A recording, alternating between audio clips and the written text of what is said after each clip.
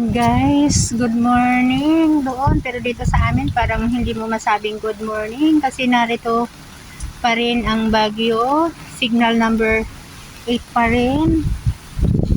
Ayan, ito yung malaking ano dito sa street namin, sa lugar namin. Yan guys, yung salamin ng kotse. Nabagsakan kasi siya ng ayan, durog-durog, crack. Sa kabila, silipin natin guys. Ayan. Ayan oh. Grabe ang ayan guys, sad news dito sa may amin. Ayan guys. Ayun kung nakikita niyo. Ayan oh. Durog-durog ang kotse, ang salamin ng kotse, back, pati sa likod. Ayan guys. Kawawa naman. Nabagsakan siya ng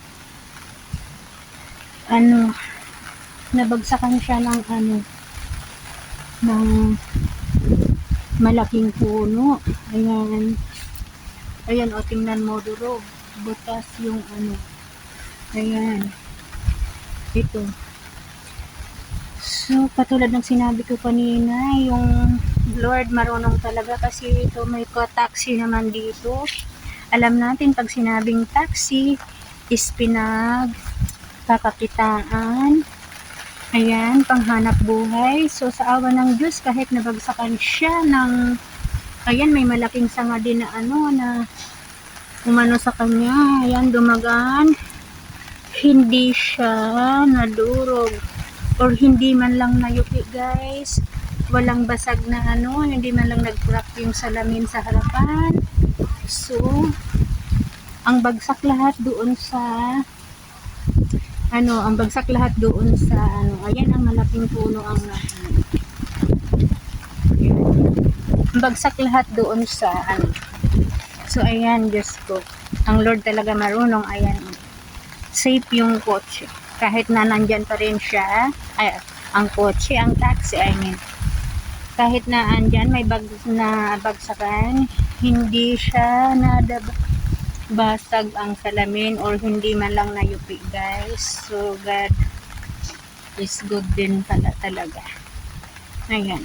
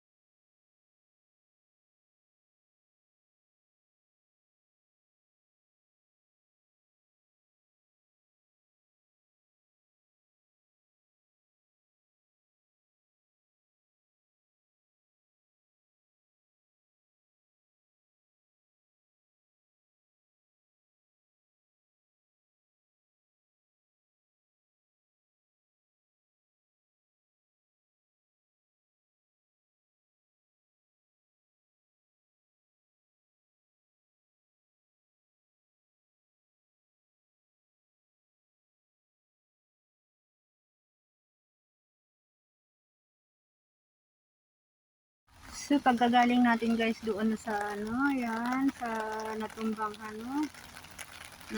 puno dito sa school. Ayan, nagkalat. Ito yung street namin, dito naman sa may amin. Andun yung aking nakikita nyo yung bougainvillea. Doon po ako nakatira ha. Ayan. Ayun, malapit na tayo guys. Yun lang. Oh, ito school. So, ayan dyan. Umano lang.